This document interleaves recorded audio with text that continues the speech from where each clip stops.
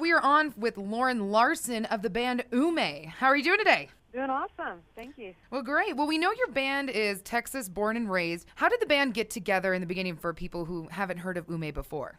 We've been a hard-working band and a broken-down band out of Texas for, quite a few years. But we kind of had a new start with this new record, Monuments, that we just released back in March. We did that record with Adam Casper, who's done, Queens of the Stone Age, Nirvana, Foo Fighters. So it's really been just a new start for us. And we're excited to finally get to El Paso. Yeah, Adam has worked with Nirvana, Foo Fighters, Queens of the Stone Age. Was that intimidating to work with him for the first time, or were you more just excited to work and step up your game with the new album? He was one of the most laid-back guys I've ever met, so he made the process, really easy. It was just really about just, capturing, the live sounds, and he was great at, making it sound heavy and really capturing the intensity of who we are as a band. And that's the one thing I keep hearing about this new album with Monuments. The guitars are heavier, the rhythms are more powerful, and even the vocals and the songwriting is a lot stronger too. Was that what you were going for with this new album? What was kind of the process of what you were looking for? Yeah, the honesty of who we are as a band. We're definitely a power trio, and I think just capturing the heaviness, but also the melodic aspects and some of the more beautiful aspects of our music. We're definitely aggressive, but, we don't shy away from trying to make something beautiful every once in a while. Do you have any favorite songs on the new album or something that was extremely personal to you?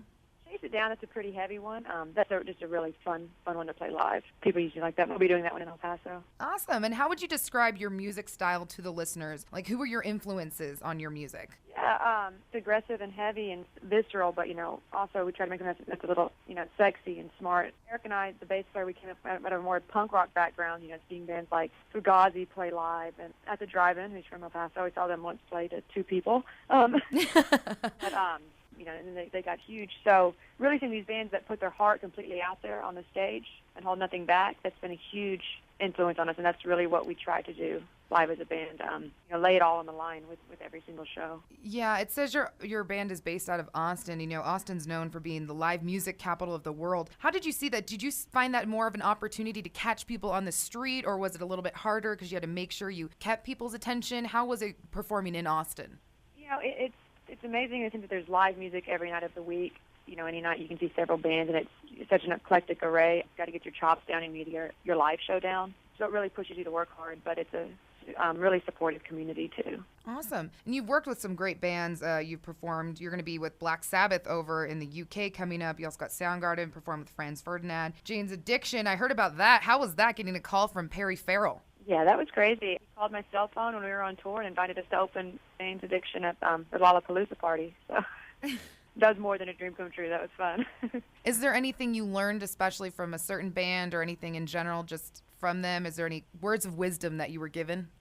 Playing with these bigger bands, you just see that you have to be on your game every night. You also have to be appreciative of people. You can't be cynical. You have to appreciate every opportunity. Even when we're playing for 50 people or 5,000, we've always, given it our all. And that's one thing, you really learn seeing these bands lay it on the line every night. Yeah, and you've recently just performed for the Acoustic for a Cure benefit, and you were invited from Nancy from Heart. How was that for you? That was really crazy. I don't think I've ever been more nervous for a show, but that was seriously one of the most amazing things that's ever happened. I got actually a text message from Nancy Wilson from Heart at 12:30 in the morning, inviting me to come play with her. And this was an amazing benefit show put on by Sammy Hagar and James Hetfield from Metallica, Billy Joe Armstrong from Green Day. They were playing as well, so I got to meet all those people and rock out with one of my favorite guitarists of all time, Nancy Wilson. Did she have anything to tell you? Be yourself, be who you are. Don't be afraid to be different. She was such a groundbreaking musician for women in rock. We have some similarities in the sense that we don't necessarily fit the conventional mold of what people think that is. I just really, it's fun on stage. That's one thing she said. It's rock. It's not about perfection. It's about having fun, and that really meant a lot to me.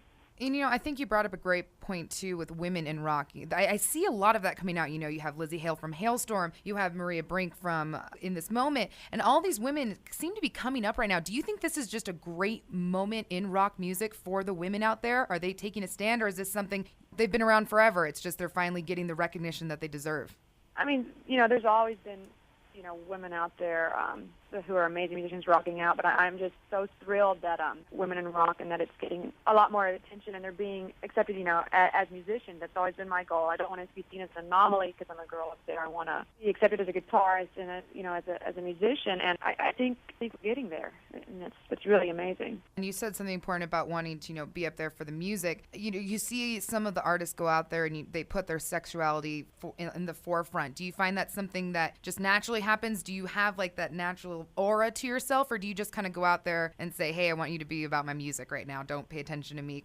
Yeah, for me, it's just about the music. I'm not going to be afraid to be myself, but I like to make jaws drop, with my guitar playing and screaming and shattering expectations.